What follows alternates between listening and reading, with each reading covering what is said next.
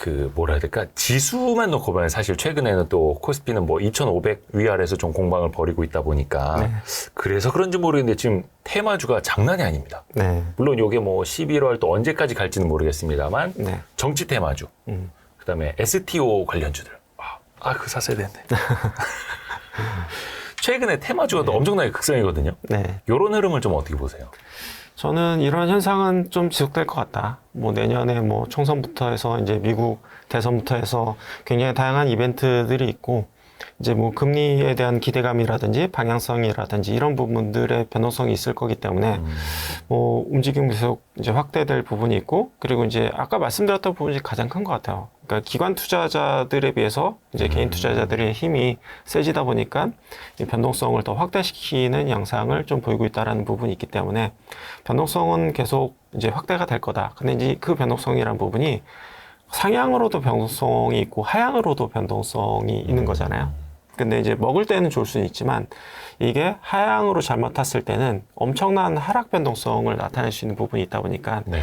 만약에 내가 이제 테마주에 투자한다라고 하면은 그런 부분은 좀 각오하고 투자해야 될 것 같아요. 내가 돈을 벌 수 그렇죠. 있는 부분도 있지만 내가 한번 잘못 선택했다가는 마이너스 정말 순식간에 마이너스 50% 갈 수 있는 확률도 존재하기 때문에 내가 예를 들어서 매번 뭐 10에서 20%씩 계속 먹었는데 한 번 마이너스 50%, 마이너스 80% 맞아버리면은 그 원금에서 굉장히 좀 많이 까이는 경우가 존재하거든요. 그리고 초반에 먹은 투자일수록 후반 갈수록 이제 베팅 금액이 점점 커지는 그런 부분이 있을 때 한 번 마이너스가 났을 때는 거기에 대한 어떤 손실에 대한 폭이 굉장히 클 수 있는 부분이 존재하다 보니까 그런 부분에 대해서는 조금 생각을 하고 투자할 필요는 있다라고 생각을 하고 있어요.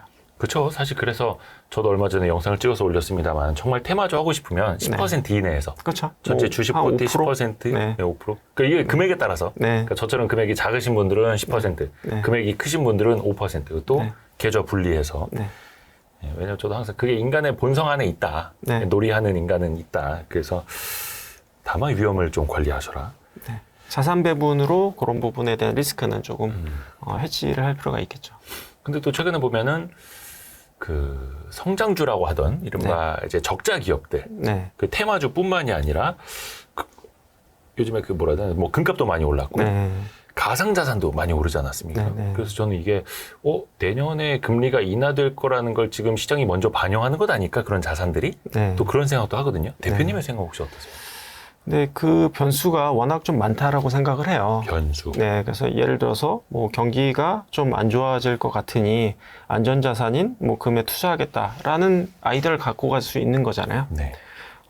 근데 이제 다만 이 경기 침체라는 것이 실제 왔을 때는 사람들이 이제 금 자체도 더 이상 이제 사줄 수가 없는 시장 상황이 될 수 있는 부분이 있고, 경기가 실제로 나빠지면은 금을 처분해서 다른 자산을 사거나 돈을 갚아야 되는 부분이 있을 수도 있잖아요. 네.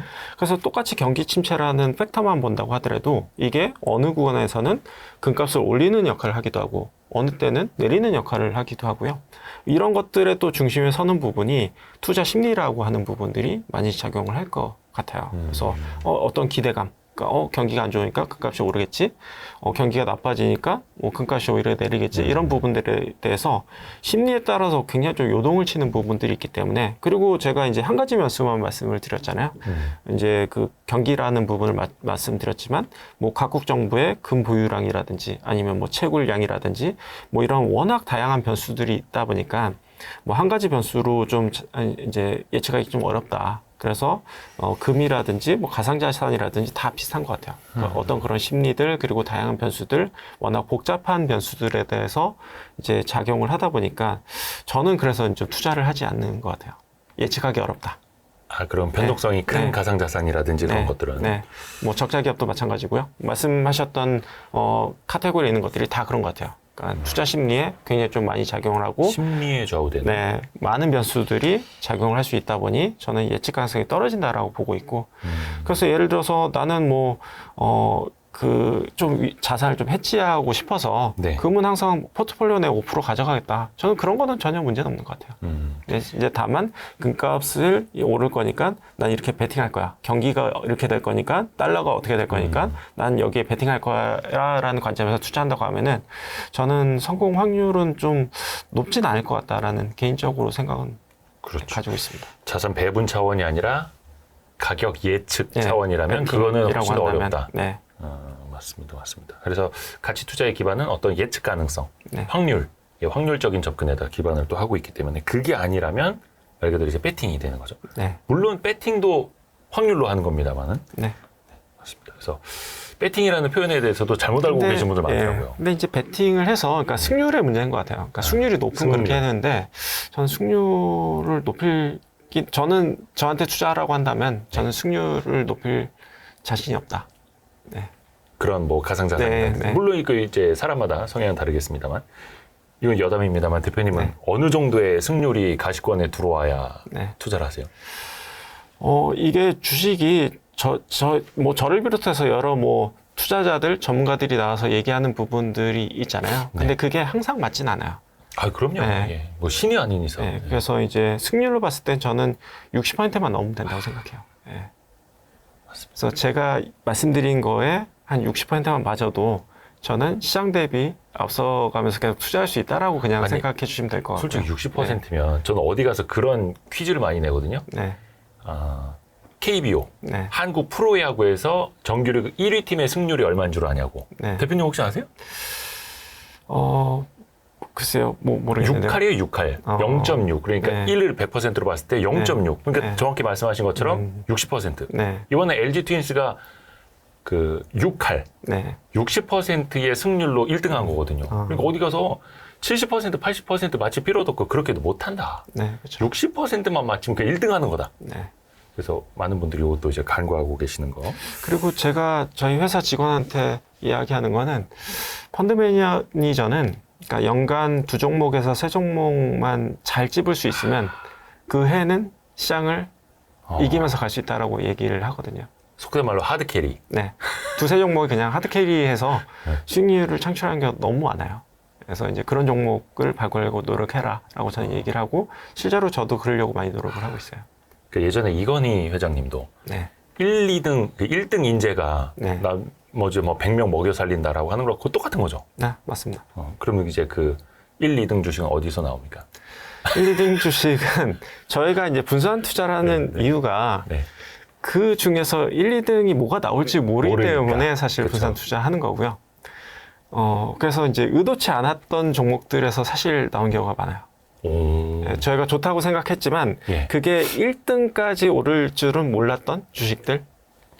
예를 들면 그게 23년도에는 어디 있었을까요? 23년도에는 배터리하고 바이오에 있었어요. 오. 네. 그러니까 요거는 르네상스 자산운용 네. 기준으로. 네. 오. 배터리로도 많이 보셨구나. 네. IT 종목에도 있었고 네. 이제 그 흔히 아는 양극재 이런 종목이 아니었고요. 오. 네. 그래요? 종목을 제가 여쭤보고 싶은데 그거는 컴플라이언스 때문에 안 되죠. 종목 얘기하면. 저희가 현재 갖고 있지는 않아서 네네. TCC 스틸이라는 종목이었고요. 네. 그 대박난. 네, 네. 그럼 지금은 없다는 뜻이네요? 지금은 없습니다. 예. 야, 이게 이제 하드 캐리를 해준 대표적인 종목이었던 네, 네. 거고요. 종종은 아니고 저희가 이제 2달에 한 번씩 나오셨을 때 네. 변압기 관련주들 한 번씩 이렇게 네. 한번 짚어주셨었잖아요. 네, 네. 그래서 2달 전에도 요거는 장기 호황 가능성이 있다. 네. 물론 이제 많이 올랐었는데도 네, 네. 지금도 상대적으로 다른 종목에 비해서는 별로 조정을 안 받고 있죠. 네. 지금 보셨을 때 똑같나요?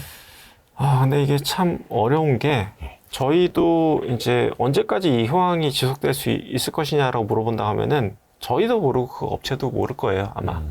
근데 이제 저희가 이제 변압기에 대해서 강조했던 거는 작년부터 사실은 계속해서 강조했던 부분들이기 때문에 이미 갖고 있던 포트폴리오에서는 상당 부분 수익이 난 상태라고 봐주시면 될 것 같고요. 긍정적인 부분부터 말씀드리면은 일단 상반기보다 하반기 때 마진이 더 좋아졌어요. 하반기에요. 그리고 이제 이미 수주잔고를 갖고 있기 때문에 내년까지도 실적은 좋다. 그냥 그렇게 심플하게 바라봐도 될 것 같고요. 다만 이제 단점을 얘기하자고 하면은 계속 얘기하는 이제 피크아웃 우려가 되겠죠. 그렇죠. 근데 이제 그 부분을 이제 대부분의 이제 투자자들은 이제 월간 데이터, 수출입 데이터를 보면서 계속해서 트래킹을 하고 조마조마하면서 이제 바라보고 있는 것 같고요. 그래서 저희도 사실 월별 데이터를 보면은 조금 마음이 편치는 않아요. 왜냐하면 그게 잘못 나왔을 때 사람들이 던질 거라는 것을 알고 있기 때문에 그래서 이제 그런 부분이 이제 마음 편하지 않고 다만 이제 마음 편하게 투자한다고 하면은 전체적인 수주 잔고를 보고 신규 수주를 봐달라라고 이야기를 하고 싶고 실제로 업체에서도 그렇게 얘기를 해주고 있어요. 그래서 이제 관건은 이제 신규 수주가 꾸준히 유지되느냐라는 부분인데 이제 미국하고 중동에서 수주가 계속해서 이어지고 있기 때문에 현재까지는 괜찮다라고 보여지고 있고요. 다만 그 끝이 언제일지는 사실 잘은 모르겠다. 뭐 이렇게밖에 말씀드릴 수밖에 없을 것 같고 그리고 이제 투자 관점에서 말씀을 드리면은 저희가 어찌됐든 초반에 투자했던 비중보다는 좀 줄여놓은 상태예요. 왜냐하면은 저희가 뭐 1년 반 정도 투자하면서 이제 수익을 좀 냈던 부분이 있고 그 부분을 끝까지 가져가기에는 사실 저희도 뭐 미래를 확실히 알 수 있는 부분은 아니다 보니까 일정 수익 낸 부분들은 좀 수익 실현을 해놓고 나머지 부분은 조금 더 이제 실적의 가시성을 보면서 꾸준히 조금 트래킹하면서 갈 수 있는 부분, 그러니까 좀 마음 편한 비중 정도로 현재 가져가고 있다라고 봐주시면 될 것 같고요. 요건 말 그대로 이제 보유자의 입장에서. 네, 맞습니다. 요거는 이제 각자의 입장이 다르기 때문에 좀 상황에 따라서 달리 봐야 되는 거죠. 입장에 따라서. 그래서 이제 2분기 실적이 나왔을 때 변압기 회사들이 조금 주가 조정을 받았던 부분이 있어요. 이제 그때도 마찬가지였죠. 뭐 이게 계속 유지될 수 있느냐. 근데 이제 3분기 때 더 좋은 실적이 나왔고 그러면서 이제 주가가 최근에 또 좀 신규 수주가 두고 나오고 하면서 조금 더 이제 반등했던 부분이 있는데 이 앞으로도 계속 그렇게 될 것 같아요. 그러니까 확인하면서 가는 과정. 확인하면서. 그리고 또 상당 부분 투자하신 분들은 수익권에 있기 때문에 그렇죠. 보통 이제 사람들이 손실 보고 있는 종목보다는 수익을 보고 있는 종목에서 마음이 더 불편하잖아요. 그렇죠. 마이너스 30% 편안해. 근데 플러스 30, 40%는 이거 뭐 30, 40% 아니죠. 또 그 종목도 많이 올랐으니까. 이게 뭐 예를 들어서 뭐 플러스 100% 났던 주식이 플러스 70%로 바뀌는 순간 되게 가슴 아프긴 하죠. 불편하죠. 이제 손실 회피 심리 막 이런 것도 작동을 하면서. 이게 100이 내 원금으로 생각하기 때문에.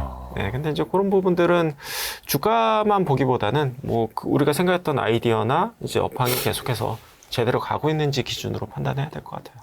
근데 이제 말씀하신 것 중에 그냥 뭐 쉽게 비유하자면 수익률 한 100% 나다가 수익률 한 70, 60으로 내려온 것 중에 하나가 최근에 화장품이 있습니다. 꽉 랠리를 펼치다가 또 조정을 좀 급격하게 받았습니다.